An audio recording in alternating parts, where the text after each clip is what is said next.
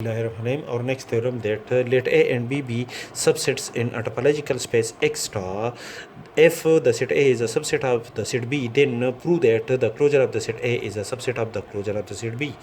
Proof: suppose the set A is a subset of the set B in a topological space X star, then by definition of the closure of a set, the every set, suppose D is a set, the set D will be a subset of the closure of the set D by definition, and the closure of the set D is obtained from the intersection of all the closed superset of the set D, where each f alpha is are the superset of the set D.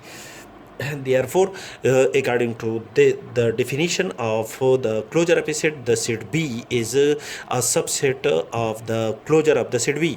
That is, the set A is a subset of the closure of the set B.